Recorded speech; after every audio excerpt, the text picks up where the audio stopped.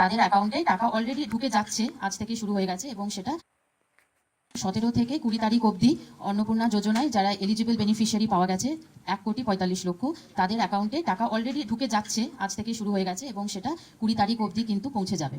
এবং সেটা পৌঁছানোর পরে বাকি যারা রইলেন, মানে ধরুন যারা 10th জুলাইয়ের আগে অ্যাপ্লাই করেছিলেন, তারা কিছু কিছু এক্সক্লুশন ক্রাইটেরিয়ার মধ্যে পড়ে গেছে।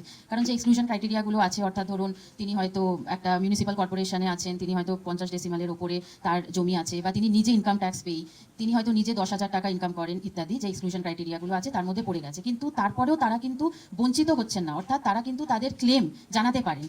অর্থাৎ তার যদি টাকাটা না ঢোকে, তিনি একটা ক্লেম করবেন, সেই ক্লেমটাতে যদি আবার জেলা প্রশাসন সেইটাকে যদি এনকোয়ারি করে ভেরিফিকেশন করে দেখে যে উনি এলিজিবল আছেন, তাহলে কিন্তু তিনিও আবার পাবেন। অর্থাৎ কাউকে আউটরাইটলি রিজেক্ট করা হচ্ছে না। যারা পেলো তারা তো পেড, কিন্তু যাদেরটা এখন আন্ডার ভেরিফিকেশন দেখানো হলো, অর্থাৎ তারাও কিন্তু আবার ক্লেম করতে পারেন, ক্লেম করে আবার সে টাকা কিন্তু পেতে পারে যদি সেটা ভেরিফিকেশনে তিনি এলিজিবল পাওয়া যান। এইটা একটা পার্ট। আর সেকেন্ড পার্ট হলো